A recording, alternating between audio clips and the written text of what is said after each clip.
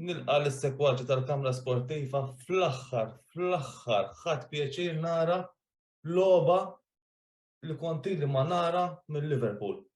U verament immissjajt dawk it-terturi fuq is-sufan, dawk il-mumenti fejn kważi nkun ħan iġġennu ma nafux naqbad nagħmlu meta naraw il-plejers tagħna jersqu lejn kaxxa avversarja. U fl-aħħar nispera li taqblu miegħi supporters tal-Liverpool rajna wirja li aħna dejjem rajna għal dan l-aħħar 5 snin fit-tim tal-Liverpool. Logħba li nistgħu ngħidu qed terġa' torina r-riżultat, apparti r-riżultat, il-performance qed terġa' turina li aħna l-Liverpool ma mitniex. Bħalma ħafna supporters ta' timijiet oħra qed jgħidu li aħna ma bqajniex eżistenti. Illum it-tim tal-Liverpool ta' risposta l-supporters tal-Liverpool l-avversarji. Meta konna 14 punt taħt il-City fil-lig ġibnihom. Jekk il-Liverpool jaqbdu jilagħbu kull logħba bħalma lagħbu llum, dik l-intensità li rajna illum kontra City, illum labna kontra l-aħjar tim li hawn fid-dinja bħalissa. Labna logħba tajba u ħadd ma jista' jgħid li aħna maħniex kapaċi nerbħu lil kulħadd. Konna f'momenti naqgħet disappuntanti u fil-lobby ta' qabel daw u ovvjament is-supporter bla ma jrid jibda jarana ikun naqax ftit negattiv kieku saqsejtuni bħalma għattilkom l-aħħar darba fil-views tiegħi fl-analiżi tiegħi ta' Liverpool Rangers aw ta' Rangers Liverpool.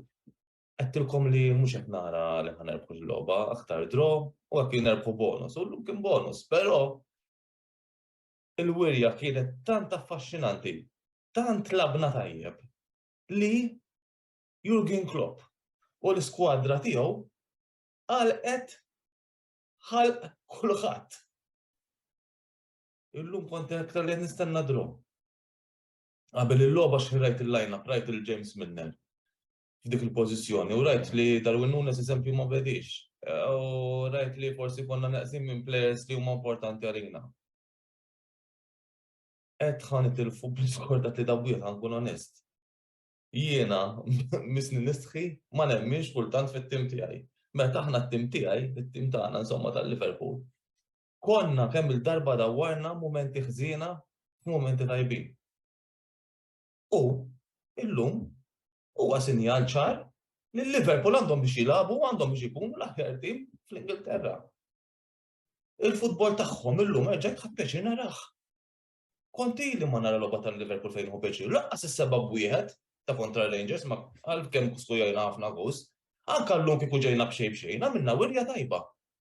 Ovvjament ir-rebħa ħatejna għax nitilgħu il-klassifika u nistgħu nibdew navviċinaw l-avversarji tagħna. Labna futbol verament sabiħ. U ħadd ma kien ħażin. Speċjalment dawk li labu kważi l-logħba kollha. Kollha kienu qegħdin hemm u taw il-performance tagħhom u ma tista' tgħid kontra ħadd. U anke fejn dawk li kien hemm kellhom ħafna kritika bħal James Milner, Joe Gomez, illum għalqu ħalq kulħadd. James Milner żamm il-Foden perfettament. U Joe Gomez l-istess. Laqqas biss għamel xejn Erling Haaland kontrih. Plejer li jaqla fuq 360,000 sterlina ma għamel xejn kontra Erling Haaland ma għamel xejn kontrih. Joe Gomez flimkien ma' Virgil van Dijk għamel logħba perfettament sabiħa u tajba. Kien għalija personali huwa contender bħala man of the match as well illum kien. Jiġifieri labna logħba tajjeb ħafna Joe Gomez. Virgil van Dijk ukoll fejn l-logħbi ta' qabel konna narawh naqqas mill-performance tiegħu, illum kien essenzjali ħafna fuq wara. U l-koppja ta' bejn Virgil van Dijk u Joe Gomez illum ir-riżultat u li hu minħabba fihom. Ma ninsewx il-bqija tad-diviża ġifieri kemm James Milner kif qedtilkom lil Foden żammu sew, plejer ta' 30 sena żamm mutur tas-City u kif ukoll Robertson in-naħa l-oħra lab perfettament tajb u ħafna mill-attakki saru wkoll minħabba fih. Ovvjament Ellison ukoll għamel saves importanti. U Virgil van Dijk ħadd pjaċir nerġa' narahem. Virgil van Dijk li kien meqjus bħala wieħed mill-aktar difensuri ċentrali tajbin fid-dinja, illum reġa' he raised his game.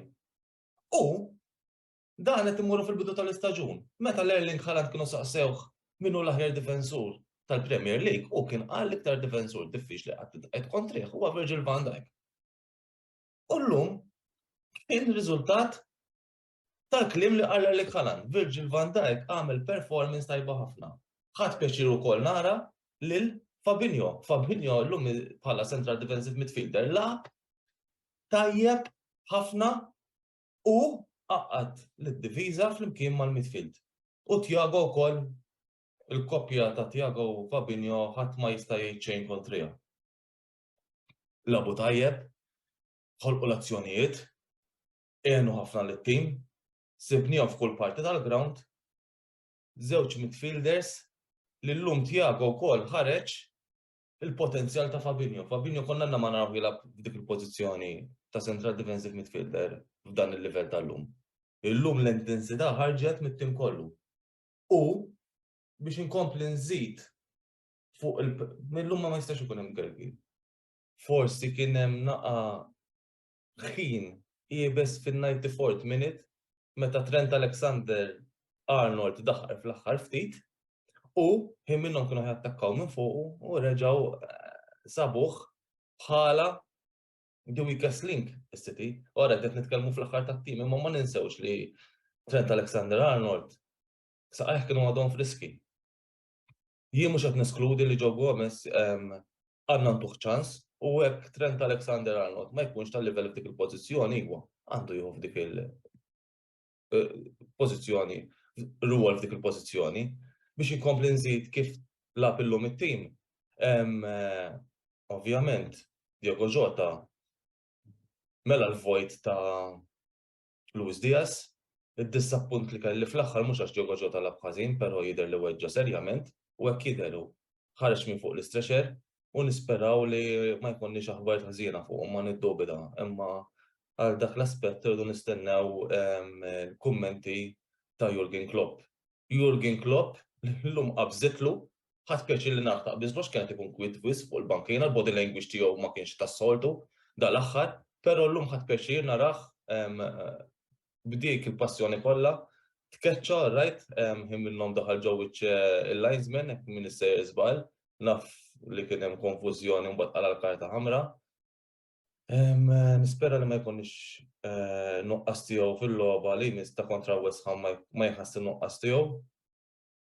L-inkwiet huwa bħalissa l-Liverpool huma l-aktar apparti n-nuqqas ta' Jurgen Klopp li ħajkun hemm għall-logħba li jmiss. L-inkwiet huwa n-nuqqas ta' Diogo Jota ta' Luis Diaz. Kienet sorpriż tal-bosta minna li Trent Alexander-Arnold daħal fuq il-bankina ġimgħa kmieni qabel previst. U kif ukoll disappunti ieħor li għandna l-injury ta' Konate mid-dera kellu xi injury fil-muscle għadna rridu naraw ikunx available kontra l-West Ham l-logħba li jmiss. Mohamed Salah dan li qed norikom hawnhekk Mohamed Salah li kulħadd qal li spiċċa llum lagħab pożizzjoni ferm differenti mis-soltu. Dil-pożizzjoni rajnija kontra l-Glasgow Rangers lagħab pożizzjoni aktar ċentrali u hemmhekk rajna wkoll il-periklu jista' jolħoq Salah. Naħseb jiena huwa importanti li ma nibqgħux nadattaw l-istess sistema, allura anke huwa effiċjenti li jkollna daw it-tibdil fis-sistemijiet fejn Salah illum ta' riżultat u tagħna 3 punti. Kien hemm okkażjoni oħra fejn seta' jiskujja, imma r-riżultat fl-aħħar mill-aħħar ir-rebħatot u 3 punti huma l-istess daqs. 6 b'xejn u 1 b'xejn ma tagħmilx differenza. Lab tajjeb ukoll u rajnih fil-bidu wkoll Harvey Elliott, lab logħba tajba, kellu logħba tajba fejn kien hemm mumenti wkoll li seta' ħoloq periklu lill-avversarji tas-City, lill-avversarji Manchester City. Harvey Elliott kien tajjeb illum daqs kull plejer ieħor fil-ground u kien perikolus daqs kemm kienu perikolużi wkoll plejers oħra żgħar bħalu kontrina bħal Foden eżempju. Jiena li llum Harvey Elliott ukoll lab logħba tajba. Illum mhux ħangerger fuq performances ta' plejers, illum it-tim kollu jaħdem u jiġifieri naħseb li hekk inżommu dar ritmu din ir-rebħa kienet importanti llum biex aħna nkomplu bħala skwadra nimxu l qudiem. Mhux ħaninsa lil Bobby Firmino huwa plejer eċċezzjonali li ssibu kullimkien. Darwin Núñez b'naqqa seasoning fi style tal-logħob tiegħu qatt naraw hemm. Orrajt kien hemm mumenti fejn forsi kien egoist u kellu rasu jibsa u fejn kellu qassam il-Mohammed Salah konna llak li ma ġabulniex il-City għax ħafna mis-support ċert li they would have blamed Darwin Núñez for it, ġifieri, għax kien hemm mument ċar daqs il-kristall seta' jqassam lil Mohammed Salah. Logħba tajba ħafna overall mingħand kulħadd. Jalla jibqgħu sejrin hekk u jalla din ir-rebħa tiswa biex il-Liverpool jimxu aktar passi l qudiem. Tela jibsa, però il-Liverpool daw il-challenges iħobbuhom. Forsi l-forma l-ħażina li kellhom dal-aħħar kienet dik il-ħeġġa li kellhom bżonn biex idawru l-affarijiet u jibdew jilagħbu tajjeb. Jien nistaqsi qabel ma nagħlaq u mmorru għal pawża qasira biex ikellimna l-kollega tagħna, nistaqsi s-supporters tal-Liverpool. Għala ma bdejniex nilagħbu hekk mal-ewwel. Din il-performance simili kienet li kellna llum kontra City. Eżatt bħal performance li kellna fl-aħħar encounter magħhom fiċ-Charity Shield. Għala ma bqajniex nilagħbu b'dan ir-ritmu. X'kienet il-problema? U nixtieq nara l-kummenti tagħkom u x'taħsbu dwar dan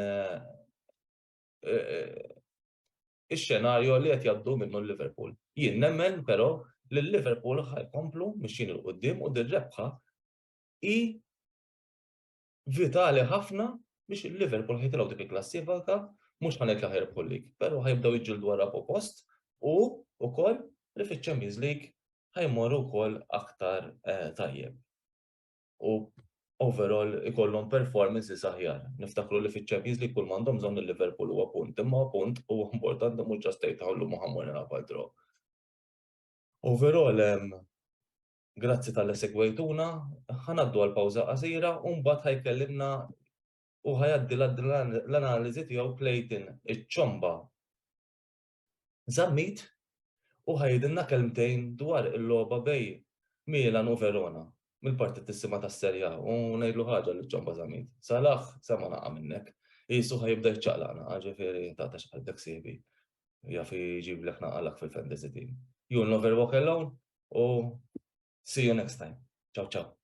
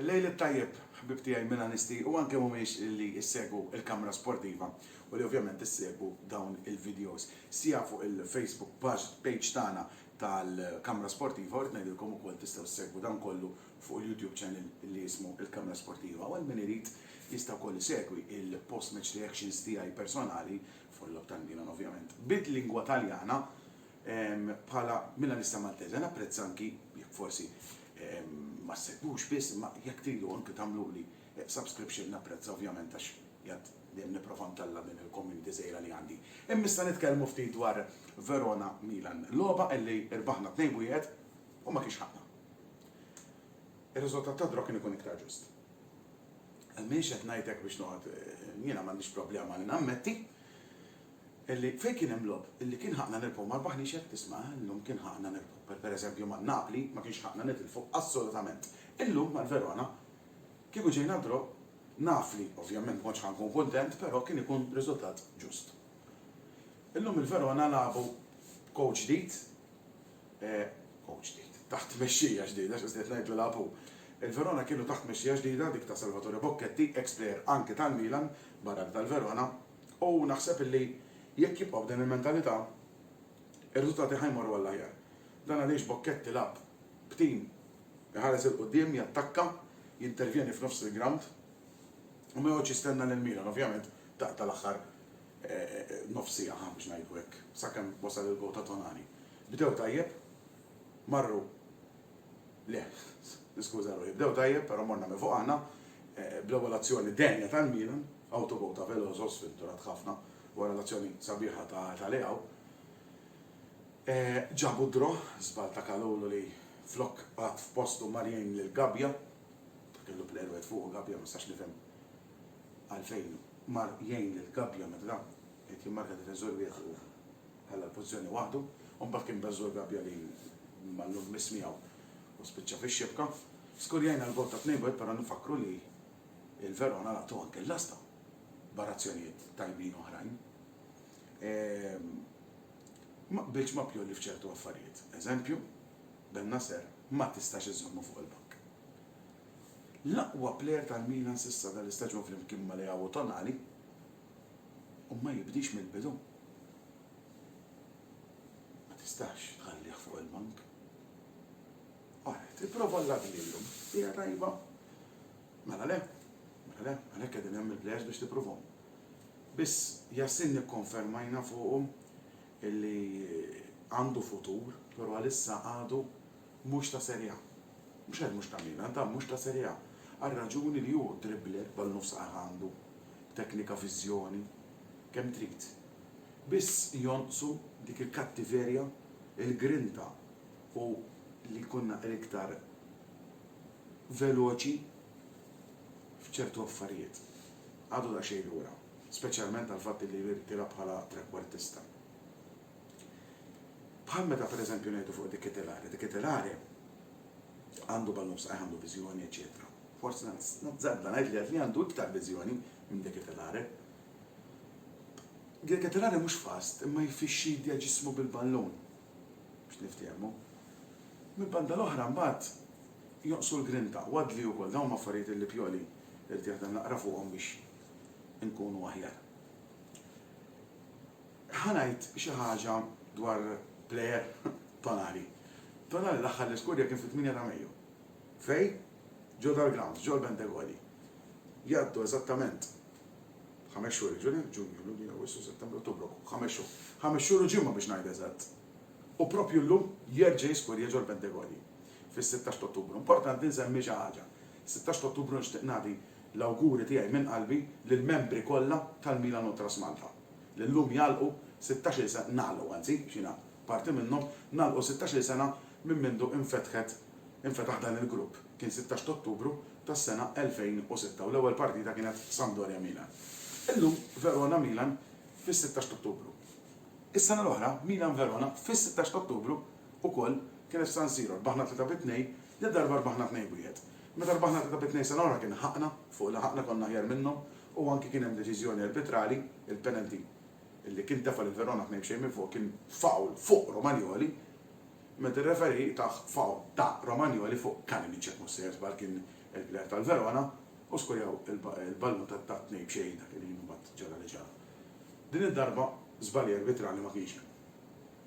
Però l-Verona kienu aħjar sija minn 8 ta' Mejju, il-gol ta' Tonali fil-partita ġo Verona u ta' Florenzi, u sija minn Milan Verona ta' bħallum sena eżatt. Il-Verona kienu aħjar illum. Mhux qed ifaħħar il-Verona u għandna id-demertu lil-Milan, ta' id-demeriti lil-Milan ħantihom. B'Kalulu llum, illi ma kienx tajjeb xejn kif spjegajt qabel, il-fatt li Benna Ser ma bedix mill-bidu, żgur l-fatt li reġa' nqala Brahim Diaz, ma nistax nifhem għalfejn inqala. Mhux qed ngħid li għamel xi logħba tajba, ma għalfejn inqalaw. Għaliex ma jinqalax eżempju Krunic. Jew Adli stess. Nifhem li forsi Adli xtaq jħalli iktar fil-ground, però fit-tieni ħaf Adli bil-kellier. Fl-ewwel ħaf kien aħjar, kien nerġa' ngħid fadallu xi tallem sew. Però ma konx naqra Brahim Diaz li qed tilgħu f'post mhux tiegħu. Ma somma. Dak naħseb illi nista' ngħid fuq il-partita l-iktar illi ngħid illi kif kont qed ngħid Tonali iħobb dan il-ground. Skuri iktar fil-Bentegodi mill-iskurja naħseb San Siro, niċċekkja fuq eżatt, jekk tistgħu anzi forsi xatt minnkom diġà jaf eżatt jista' jikkummenta u jgħid li eżatt. Kif il-istatistika jiena niċċekkja ovvjament minn ħadd jgħid diqt ngħid ovvjament a furore wara l-logħba, xi ħaġa li għeddiet minn rasi li ġew il-Bentegodi Sandro Skurja tlieta waqt li f'San Siro ma niftakarx eżatt kemm skurja, niftakar żgur li skurja dak il-free kick sabiħ kontra Cagliari il-gows oħra f'San Siro bħalissa mhux qed jiġu ġo moħħi niskuża ruħi naf li forsi tistemma daqsxejn keram ovvjament il-memorja tiegħi mhix xi waħda li ma tispiċċat. Mill-banda l-oħra l-aħwa naħseb illi tkellimna biżżejjed fuq il-partita tal-lum ta' kontra l-Verona, ma żejtx ngħid xi ħaġa importanti.